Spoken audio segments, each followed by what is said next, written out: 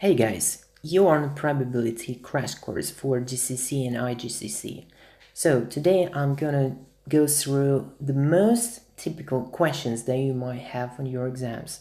That might be useful for those who already aware of what probabilities, how it can be calculated, let's say for in the simplest case when you have only just single event like tossing one coin and or probably rolling dice, but probably who's still struggling with sort of questions like you have several dice or different objects like coin and dice and you repeat your trial several times. Also, I explain which tools is most efficient, like which tools are most efficient for which cases, like two-way tables, probably listing or using grid lines, so like lattice, in other words for that is lattice. So, or probably where is more appropriate to use Venn diagrams. This is all about practice so that you never fail on your exams, on your real exams. So if you're ready, just grab your notes and papers, grab your pen and pencils, and let's get started. All right. So we'll go next, and the first is the type 1 questions. So we've got two-way tables. Basically, you might be given two-way tables from scratch. It means in the problem you already have a table, but sometimes you need to create the table by your own, and if you're not given, it's obviously the case then that you need to set up the table. Okay, so why and when you need a two-way table? So two-way table basically compare two attributes. I don't know, it might be, as in this case, different sort of activity like there, and the gender. Of course, each category falls within or fall apart basically on two categories, but it might fall into several, like more than two. For example, here we have an understanding that there might be regular activity, regular doing gym, and doesn't regular do gym. So we have activity attending gym classes or probably gym and fitness, so it doesn't matter. So students actually, that's why gym as their classes at the school. So, and we have basically two values for the attribute activity. So basically going to gym and not going, but there might be different disciplines, and say instead of gym they might choose going to class 1 or like dance studio, going to, let's say, tennis, going to swimming, and in this case we have still the same attribute, a single one is activity, but it falls into three categories, okay, into three subcategories.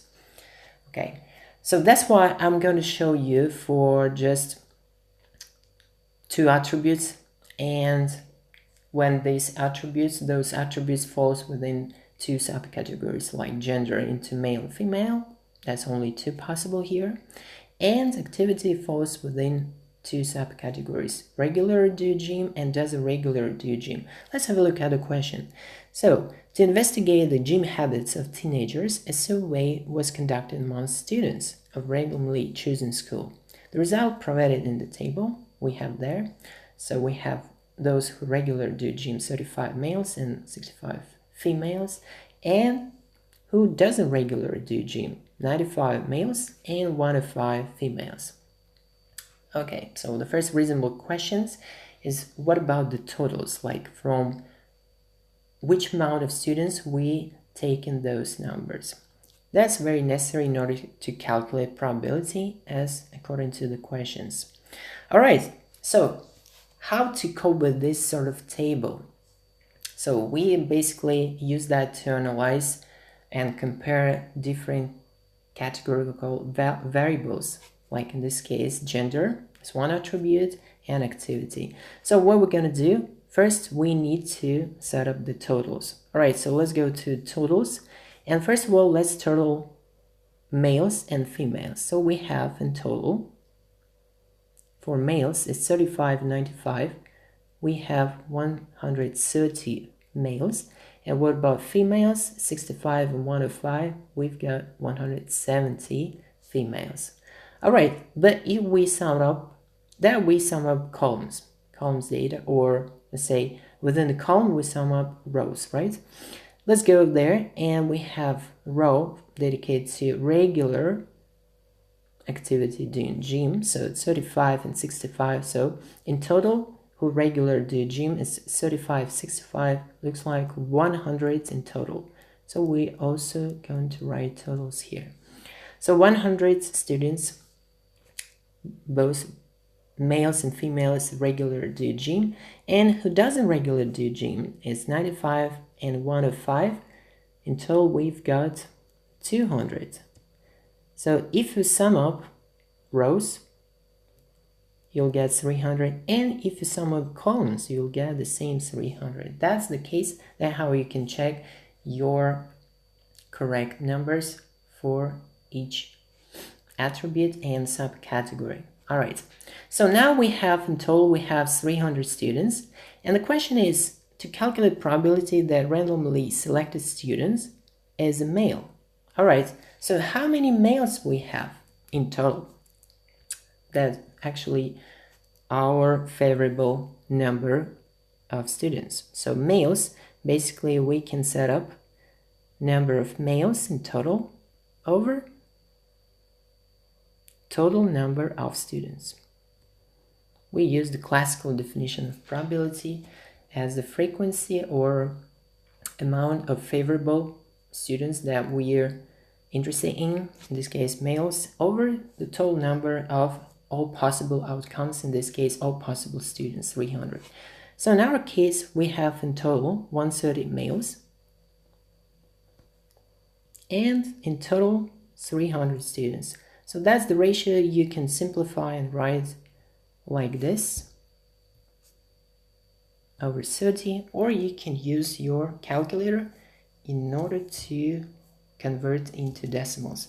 So we've got around 0.43 and 3 recurring. All right, so you understand that if you calculate probability as it's more than 1, that's definitely it's incorrect, because your probability, the chance of your event to occur cannot exceed 1. It also cannot be negative, so that's why we can set up that probability is more equal than 0 and less or equal than 1, or n percentage is going to be 100% here and 0% on the left as the left boundary. I hope you know this. This is the basics. All right, so the next part of the question, we randomly select a student and he's the male and regularly does gym. All right, so we are within category males, that's 35, and regular does gym. So we can consider those 35 because it's male, it's intersection of two attributes. Basically the gender, we need to have a male. There are 130 males, but we also need to take into account that this person regularly do gym. So there are 35 favorable persons in this case, so we can say that probability of that is going to be only 35 out of 300. And if we simplify that, we'll get 35 over 300, we'll get 0.12, or yeah, let's say to 2 decimal place. So 0.12, that's the probability. I hope you understand the principle that we apply here. So we consider intersection when we have and condition. Basically, we consider males intersect with who regular does gym. So regular goes or does gym. All right, so intersection means basically your element or your value stays where column for males intersect with who regular do gym. Okay, but the total amount that we're choosing from is still 300 students. Okay, in the same way we can consider the attributes gender female, but in this case we consider or regularly does gym. In this case, we don't have any intersection, but we need to combine them. Basically, we need to combine female, so in union with those who regular does gym. So in this case, we need to consider combination regular gym. In this case, we are going to consider combination. So we need to combine our variable numbers that are females and those who regular do gym. So let's have a look at numbers. Females, the quantity is 170. So we take them in total, we'll get numerator is 170. But also on top of that, because we consider OR, and this is union, basically combination, so we need to combine those females with other who are not females but regular do gym. There are 35 and there are only males. So on top of that, we need to add 35 here. And in total, we've got 170 plus 35. We don't need to take into account 65 because those 65 are actually where? It's already incorporated in this figure 170. And we cannot duplicate them. So that's, we also taken all those numbers, and that's our three favorables figure that we need to add up. Okay, but instead of, I just use 170 and 35. Okay, so, and the denominator is still 300 students because we're taken from those students, and that's the probability. So 170 plus 35 is going to be 205, and then we divide by 300. Let's calculate 205 over 300, and we've got 0.68. As you can see, this probability is quite high because the numerator in this case represented by great amount of people or persons. All right, so what about D? This is the male, the selected student is male, and we have given that the student regularly does gym. So we've got a male, but given that is the key phrase, that means we only taken them, select those students only from those who regularly does gym. So how many in total who regularly do gym? In total we have 100. So that's why for our denominator we have 100 basically students that we are eligible to take from.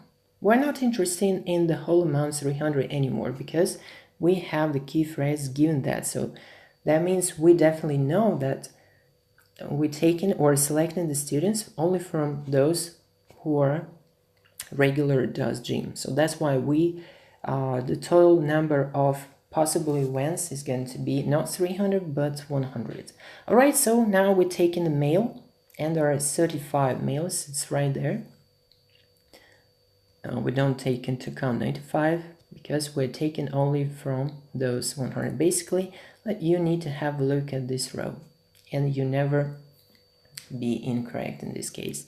So you take in 35, that's variable number of persons who are males. All right, if we simplify that, we'll get 75 over 100. In other words, we'll get 0.35. All right, so the last one. The person which is selected from the school regularly does gym, and we know that given that the student is male, okay? So what it means? It means that we're looking at the attribute males, and that means the total amount of all possible selection, all possible students that we're selecting from is going to be 130 in this case. Because again, key phrase here is given that the student is male. So that's why we're eligible to take from male only. So our denominator becomes 130, and we're taking only 35, those who regularly do gym. So we've got 35 out of 130. Now let's calculate that. We've got 0.27 to 2 decimal place. So I hope you understand the way how to use two-way tables and where we can use that and where we need to use two-way tables instead of other instruments, instead of like listing or anything else. So this is a very compact way when we aggregate data of our experimental, observations, or probably when we investigate something and provide a survey. So like in this case, so during survey conduction, this is the way. And also keep in mind that two-way tables basically relate to two attributes, two general category. It might be gender and some other activities. It might be probable activity, like can do something and cannot do something, and you taking them or providing survey for of different grades, different forms at the school. Like for example, year 7, year 8, year 9, year 10, year 11. So you providing survey those who can swim and who cannot swim, for example.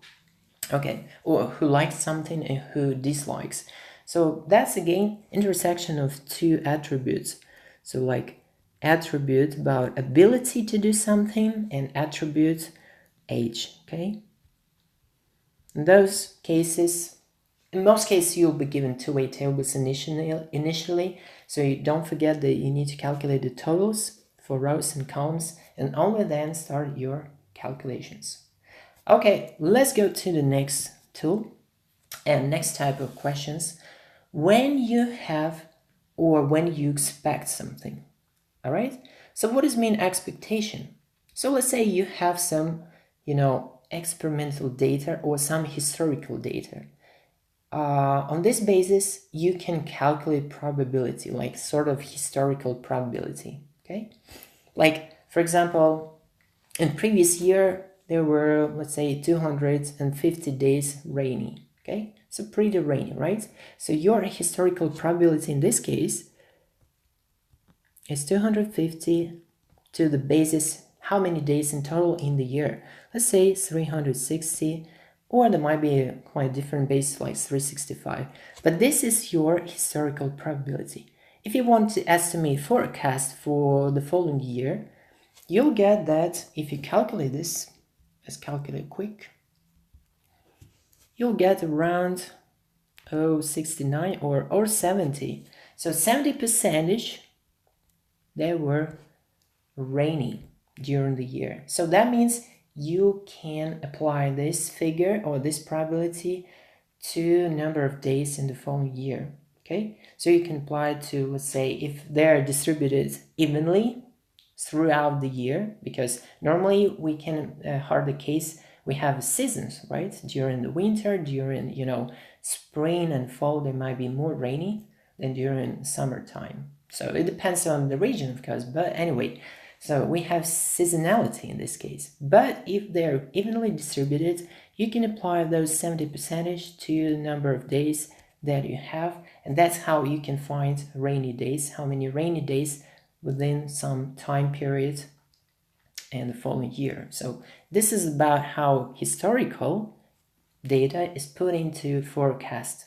Okay, so in this case, let's have a look at the question. So what we can do, we can simply take that. Okay, I just erase all those writings, and you guys try to read carefully, try to understand what you need to do here. This is an example about financial transactions in some company in ERP system. So ERP system basically enterprise resource planning system, and financial manager is the main operator who actually trying to forecast or probably trying to reflect real-time operations, or probably it's automatically accounted for. So no matter how it's arranged, but in this case you have an accounting period and 23 operations out of 10,120 financial transactions were recorded incorrectly in the ERP system by financial manager. Basically human factor in this case. In the next financial year, 245,080 transactions are budgeted. So that's basically scheduled. Maybe there is a management accounting team who prepared budget for the following year, and they budgeted 245. So how many of those transactions would be incorrectly registered in the system based on basically historical probability? All right, so how to approach this problem? Let's have a look there. So first of all, you need to calculate historical probability of the failure, basically incorrectly represent transaction. So incorrectly, there were 23 out of those 10,120 transactions in a row. So we've got, let's calculate that quick. We've got 23 over 10 and 120. So we've got 0.0023. That's pretty small probability, but if you just raise and convert it into percentage, you'll get 0.23%. Okay, that's for incorrect transaction. So basically, that's probability of the event that you have incorrect transactions. So if you apply to the following year for 245 of 80 transactions, which are actually budgeted, so how many transactions would be correctly registered? So it's better to use correct transaction now. So probability for correct. Here I'll use complementary principle because incorrectly, let's say event incorrectly and event correctly. That's how they can arrange universe. So universe is the whole possible number of outcomes. So basically this is the sample space. It's called the sample space. And what we know about this, that P for correct transaction probability is going to be 1 minus P for incorrect. Okay? Incorrect. That means if we subtract this small probability from 1, we'll get probability of correct transaction. So let's calculate. And then we just apply to number of transactions that are budgeted or scheduled for the following year. All right, so we subtract from 1 minus, and we get pretty high probability, 99.77. All right. If you do calculations, it's highly recommended to do in one single action. I mean, just write immediately all formula for the total number of transactions to be corrected, because in this case, some rounding errors might have some influence on the transaction amount. Okay, so if we apply this probability to number of transactions, in our case, number of transactions is 245,080. That's n, and normally P correct, we need to multiply by n. That's our estimation of number transaction correctly registered in the system. Okay, so we multiply that by 245,080, and we've got 244 and 523 transaction would be registered correctly. So if you want to use the one-way formula, I mean, calculate it in one single action, it means you take in the number, you multiply by their correct probability or probability of the correct transaction being registered in the system, and that's how you can do this. Actually, if you write like this, that will indicate favorable number of transaction, means correctly registered. And this is one-way action if you would mind, so you can do this. Okay, and it takes basically several seconds, less than a minute actually. All right, so let's move next. Hope it's clear. That's about expectations. Let's have a look at the next episode. We have example 2, and this is also about expectations. So we have a bag containing 5 red and 4 blue marbles. A marble is taken at random and then replaced. So this repeated 300 times. How many times would you expect the red marble to be taken? So first of all, we have the bag, and we have 5 reds. Basically, I'll use red color. So that's 5 red there.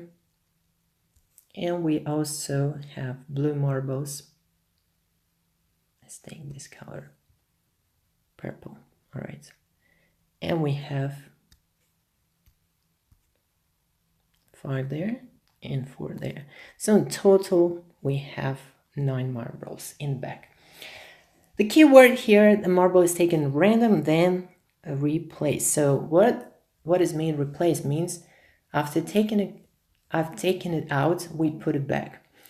Because this is repeated 300 times. If you have one trial, the sentence doesn't have any effect because you take it only once.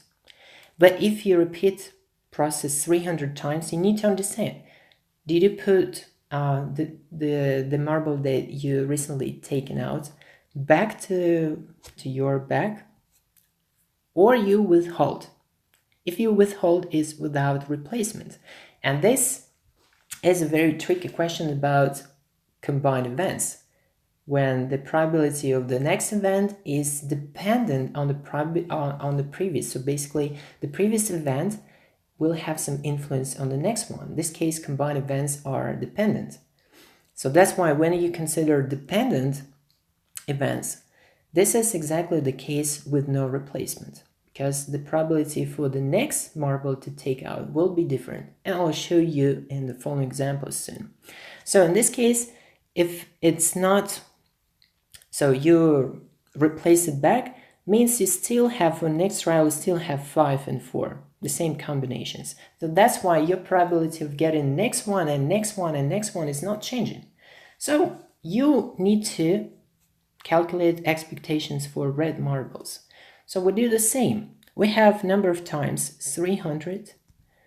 We multiply by the probability of getting red. In this case, classical probability, so 5 out of the total number 9. 5 over 9. And we just apply to 300. In this case, we calculate how many times we'll get a red marble in a row. Okay, let's calculate this quick. So 300 times 5 and over 9.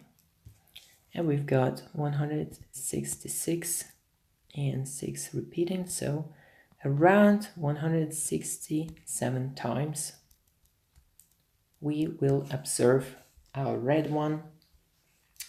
Of course, 300 times is not statistically meaningful because, you know, in order to calculate pi value, so Monte Carlo actually thrown stones in the lake much more than 100 times, so maybe millions, who knows. In this case, the more actually statistics you have, the more experimental trials you have, the more accurate results. Okay, so if you're taken, for example, 1,000 times, you might have more fair probability, but this is actual or real probability based on experiment. In this case, we use theoretical basis because we know that 5 or 9 will give us the right probability as theoretical ones. If you provide experiment, probably if it takes 300 times, this might not necessarily occur. You might have more than 167 or less, depending on luck, you know. All right, so let's go next. I hope you understand how to cope with expectations. And then we consider a pretty tricky task for like in part B, actually. Let's have a look there. So on the last competitions, an athlete threw darts at the target shown in the figure. So we have a target and we have 100 points for getting into inner circle and 25 points if the athlete actually gets into the red zone. Oh, this pink one. All right. So on average, he hits the inner circle 20% of the time, and the outer circle 75% of the time. So in this case, you're given the time, but it means it can be converted into a number of trials. For example, if he throw 100 times, yes, or 100 trials, in 20 trials he got the inner circle, and 75% of the time outer circle. So to get into inner circle is less likely than to get into outer region. So what do you need to estimate? You need to estimate probability of the athlete missing the target with her next throw. Okay, so let's have a look at the probability in total to get either within this inner or outer circle. So it means we have getting inner or, keyword or, outer. Okay, so outer circle. So what actually we need to do? Because we have or, we satisfy with both. In 20% we got the inner, that's 20% probability. Because we have or, in this case, we also satisfy with their outer circle, chances to get outer circle. So that's why we add in. Basically, this is combination inner union with outer. Okay, out. And in this case, we just need to combine them. All right.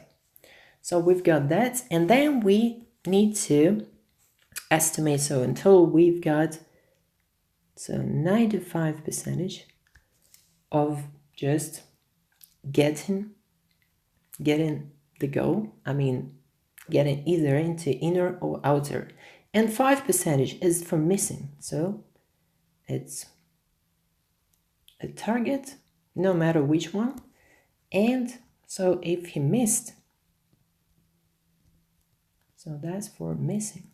The rest part, 5%, because this is the complement. So if we consider A event, getting the target or hitting the target, so A apostrophe is going to be the rest part, because in total, if you add A and A apostrophe or not A, is going to be 100% in total. So that's why the rest part stays for missing is 5%. Okay, so estimated probability, that's 5%.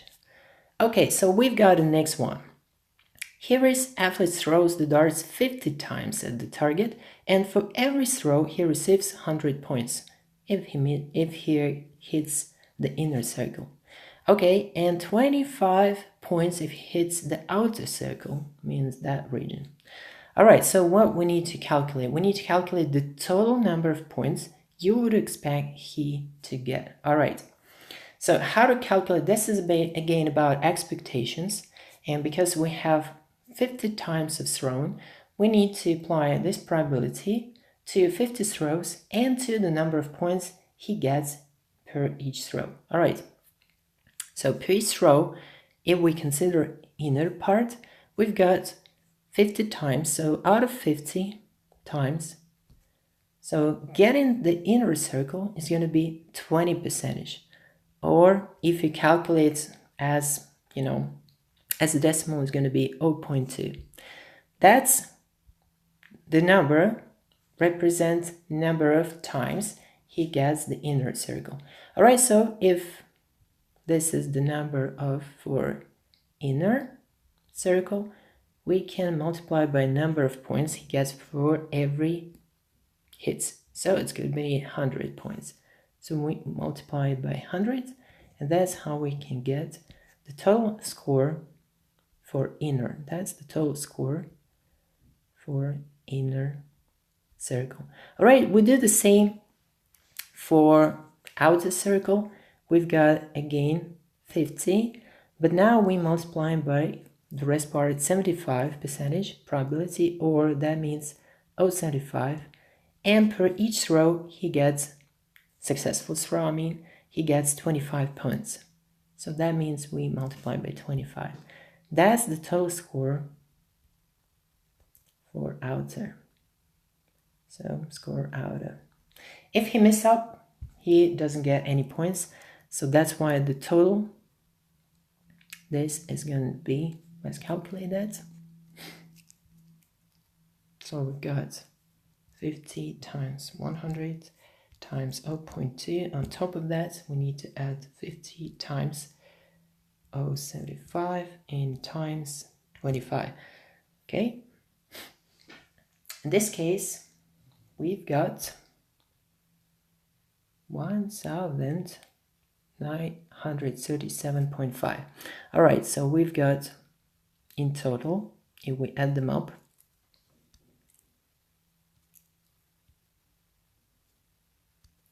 so in total we've got 1,937.5 points. That's the total score, points. And that's the answer to that question. The total number of points you would expect he to get. So what about the mean number of points you would expect per row? Oh wait, sorry, my bad. 50. Yeah. Oh no, that's okay. That's okay. Yeah, that's okay. That's correct. All right. So now you're going to have mean number of points you would expect per row. So what does mean number of points? So mean means you have an average per every row. If in total for 50 times he got 1,937.5, that's total score. Score for all 50 rows, so 50 trials. And you need to divide basically by the number of rows. That's normally how we calculate the average per row. So average score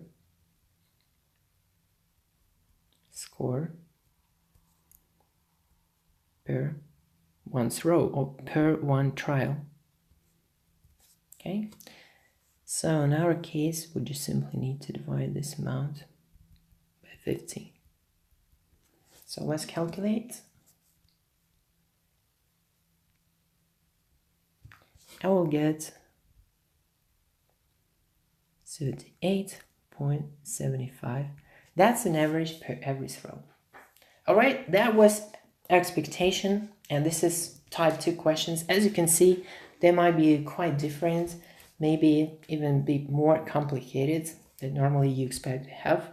But anyway, that's idea of how you diversify your skills in applications. All right, so let's go to type 3.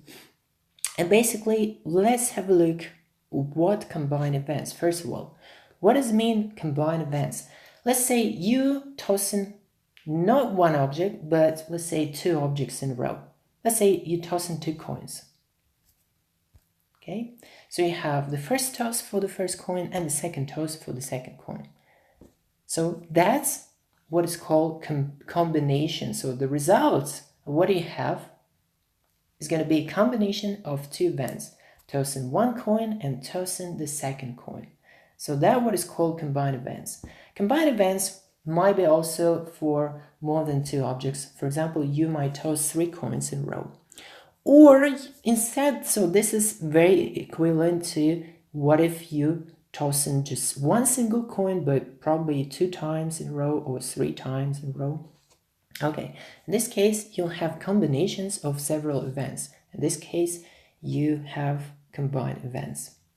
So we need to input specific term, what is called a sample space. So sample space is all possible outcomes of an experiment that might take place. So what it means, if you have 1 coin, let's say for 1 coin, you might have head or tail, right? So in this case, you have 2 possible outcomes, and that would represent the sample space.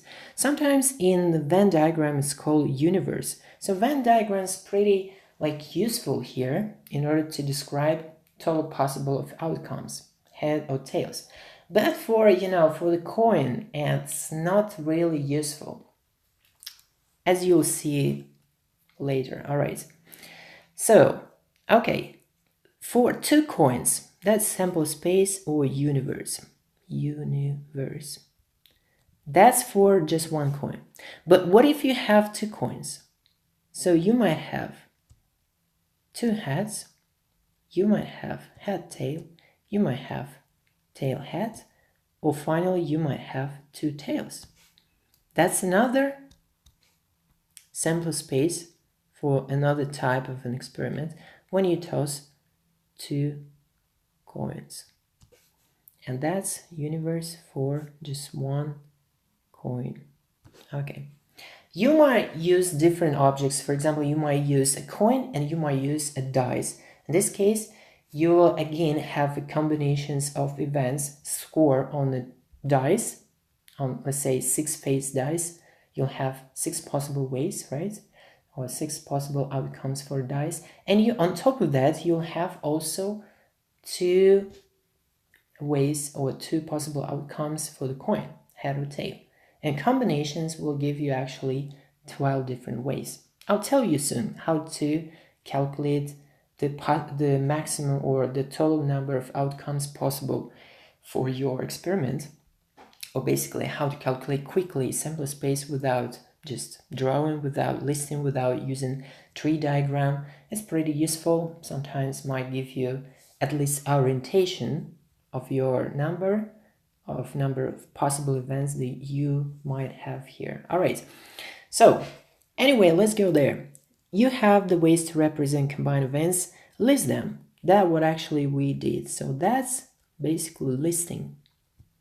Of course, for 2 coins, maybe it's not so bad. You can list instead of drawing tree diagram, for example. But you know, for to list 3 coins experiment, or even 4, that's real hard. That's real hard. And we will have one problem where we need to do this, and I'll show you in the end another way, very useful, but that's for definitely, you know, students who want to get a star and want to save their times on exams. Okay, we can let's say that we have an experiment for tossing 2 coins, and we want to use 2-dimensional grid. All right, so what it means, this is just another way to represent data. Okay, so in this case, what I'm gonna do, I'm gonna take lattice, so basically the field. And what I'm going to do, I'm going to say that, okay, we have, this is, let's say, y-axis stays for, let's say, y-axis, and this is x-axis. But instead of using terms like x and y, we better use results for the first coin. Let's say here, that's coin 1. And that we lay out results for the second coin, or coin 2. All right, so what we're gonna do, we're gonna lay out coordinates, x coordinates for the coin 1 as possible outcomes. Let's say head and tail. There are 2 possible outcomes for coin 1 and the same for coin 2. So that's why we can get head and tail as well. All right, so looks like, now let's change the color, use the green one, and let's set up, you know, 2 horizontal lines, basically, that's grid line, and intersection for the vertical lines that go through coordinates for coin 1, head and tail. So intersection here, here, here, and here will represent 4 points. So what actually we intersect? We intersect the results of coin 1, head and tail, with the results of coin 2, again, head and tail. And there are 4 basically nodes that we can have here. So that's why it's called 2-dimensional grid. And it looks like lattice and crystals, right? But it's flat. So it's flat, it's not 3D. Of course, if we have 3 coins, we can add the 3rd dimension, and this case is going to be a cube. But cube is really hard to perceive because it's 3D objects, and for coins probably it's still maybe used, but it's not so really, understandable. It's not so, it's really hard to perceive this diagram. So that's why two-dimensional grid is much more useful. All right. And the coordinates, basically you setting up the coordinates. So here is attribute of coin 1, outcomes head and tails, and that's attributes for coin 2, head and tails. So that's why all possible outcomes we can list like coordinates of the points. That's why it's called two-dimensional grid, and really looks like coordinates. So here we have head, tail, head, head. Here we have head, tail. Here we have tail and tail intersection. And here we have head and tail. All right, so all those four you can compare with listing. So where you have all those points but listed. So in case, where is the two-dimensional grid line very useful? When you have much more than two possible outcomes for each object. For example, it's better to complete like 4 dices when you have 6-faced dice. In this case, you lay out all numbers from 1 to 6 here for the first one. If you combine with coin, here is going to be still head and tail, but if you take in 2 dices, there's going to be again numbers from 1 to 6 for the second dice. And in this case, you might have more appropriate but very short way of how to present data. It will help you to calculate probability of getting, let's say, total score, getting product score. I'll show you real quick. Okay, so we can also represent data using 3 diagrams. Okay, so for tossing 2 coins is simply pretty useful. So we're taking that and say this result of the first coin. So we have the starting point before the first trial, and then we throw. So the results we depict as the tips, right? At the tips of 2 basically segments. So here might be head, there might be tail. All right, that's the result for the first coin. For the second coin, I'll take the blue one and say, if we go along this scenario and the first coin shows basically head, the result for the second coin might be head and tail again. And that's the second coin. So first coin and the second coin. So what about if tail appears at the first coin after the first trial? So we can say that after that, the second coin can again show head and tail. Okay, so how to represent all the combination or all possible outcomes in this case? You just simply need to go along scenarios, along segments, and this, okay, I'll use yellow one. This scenario will give us head and head. Basically first head and the second head, you might see here. And this is the first combinations. All right, if you go along this scenario, so still the first coin show head, then you turn and go to the second coin that show, in this case, tail. And this is completely different scenario because the second coin will show you a different, so not head but tail. And this scenario is the second one. So we've got the first scenario, that's the second scenario. In this case, we got combination head and tail. If you go here, you'll get tail first and head the second. So we get TH.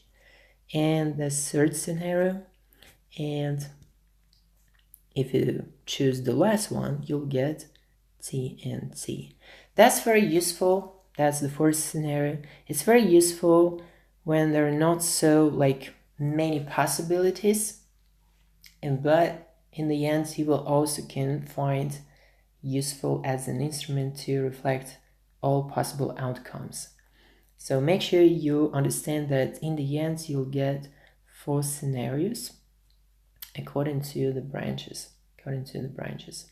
That's how you can use that, okay?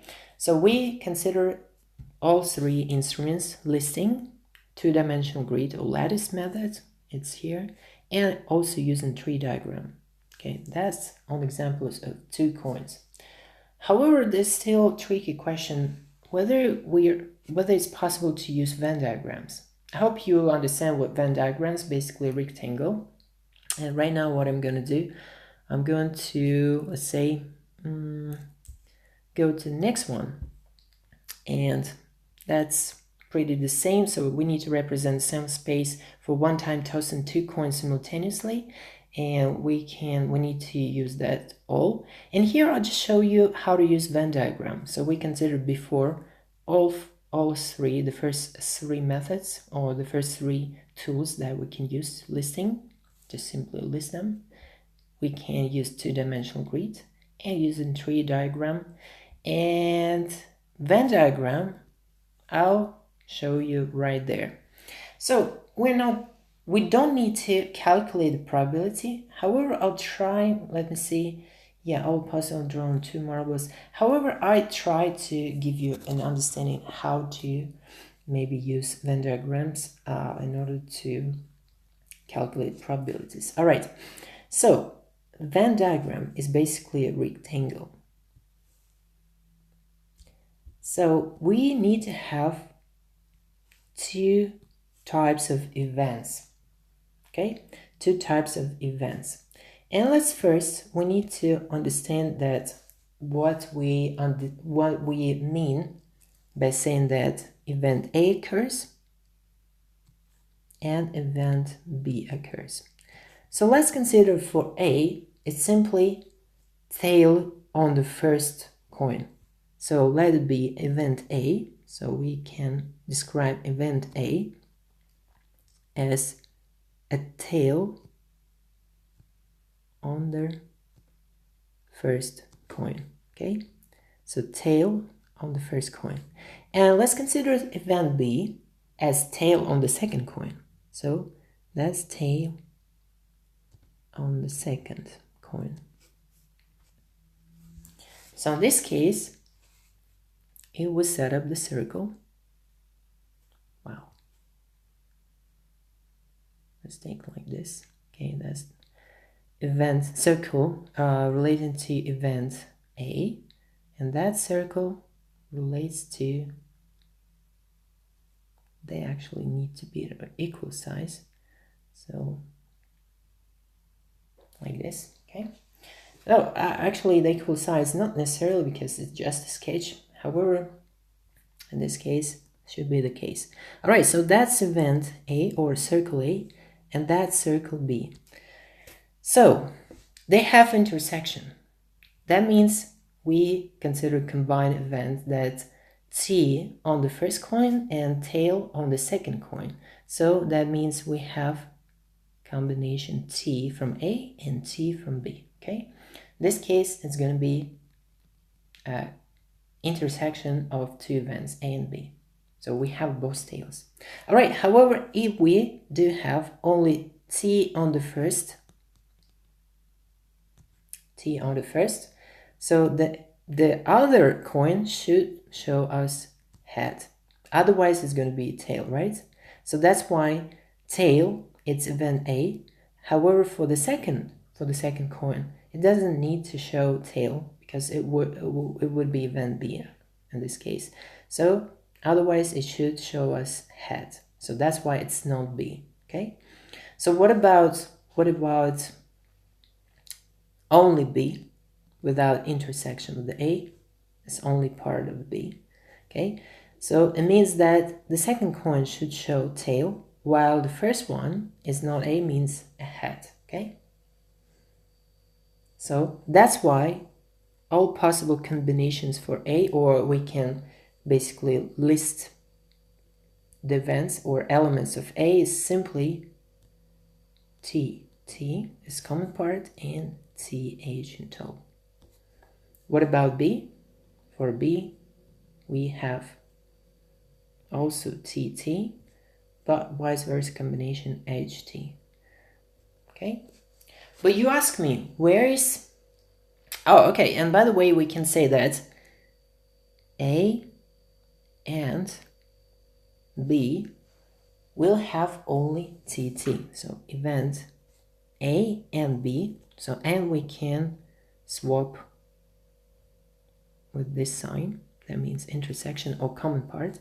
That's going to be the common part for A and B. So common part is here. So we can shade that area. And that means it's going to represent T and T.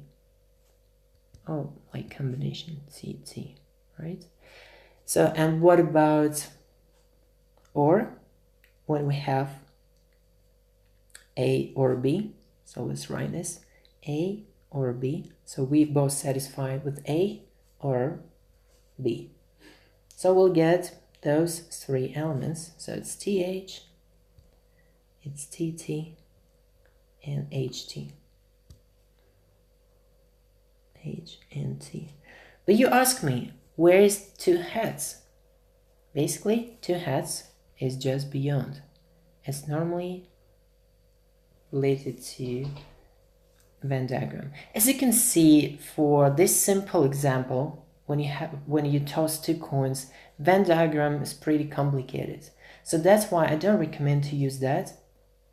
I always recommend to use Venn diagrams for questions like when several students attend several classes like mathematical class, physics class, and let's say several students attend both mathematics and physics. I'll show you this type of question, but this was done just for you guys to understand the general principle of how you can use all four instruments in order to represent the sample space for combined events. And I promise you also to calculate using tree diagram the probability of some event happening during tossing two coins. Okay, so what we can do, we can go back and say that for this question, we just simply want, let's say, to calculate that during tossing two coins, we want to observe head and tail, no matter in which order, all right? So the question is, we toss in two coins, so two coins, two fairy coins, and we want to have to calculate probability of having head and tail on those coins. So with no respect to the order, so it means order doesn't matter. Order doesn't matter. All right, and let's set up a tree diagram for two coins, because in this case it's pretty much, useful instruments in order to do this. Okay, so we've got head or tail for the first one, and let's grab another color and get again head and tail for the second one, and again head and tail for the second coin. So we've got, we can separate them in terms of say that's, oh, not so proper color, let's take that one. So what does mean separate? So that relates to the first coin, and that relates to the second one, okay? So basically we separate the regions. So that's the first coin, and that's the second one. All right, so what we're gonna do right now, I'm just going to set up probabilities, as I promised you, because we need to calculate probabilities. Okay, of course we can go through standard way how we can do, but simply we need to think about, we are satisfied with combination H and T. So let's have a look at which cases we get satisfiable results. So we got here, we got head, here we got head tail. Along this scenario we'll get TH, and along the last one we'll get TT. So in total we have 4 possible outcomes, and we have outcomes that we are satisfied with. It's head tail and tail head. So we've got two favorable results. Favorable. So what we can do, we can take simply two favorable results and divide to the sample space, which represents 4 elements. So we got 2/4 or 1/2. There is an alternative way how we can do that. We can set a probability along each branch.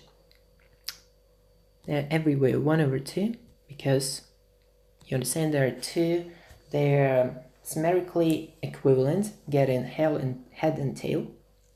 So that's why probability of getting head and tail per each row is going to be the same, 50% or 1/2. And we do the same here and here, all right? So we satisfy with this scenario and this scenario. If we go along one branch like that, this is the first that we satisfy with. We need to multiply probabilities because we want to have both H and T, so that's why we use AND. H and T. In this case, we need to multiply probabilities in order to calculate the resulting probability. So we got 1/2 times 1/2. Finally, we'll get 1/4. And we also satisfy with this scenario. I just highlight scenarios that we're looking for. So that one. And the second scenario is this one. All right, so let's calculate probability. It's 1/2 times 1/2 because again we want to have both T and H. So it's again 1/2 times 1/2, we'll get 1/4. And then because we satisfy either with HT or TH, we need to add them. So we add 1/4 and 1/4, finally we'll get probability 1/2. So let's see, 1/4 and 1/4, we'll get 1/2. So that's the way that can be useful here. And simply you can actually calculate using the listing, for example, from there. Again, two combinations here, THT and TH, that you satisfy in all possible 4 combinations. So this way is a fast track.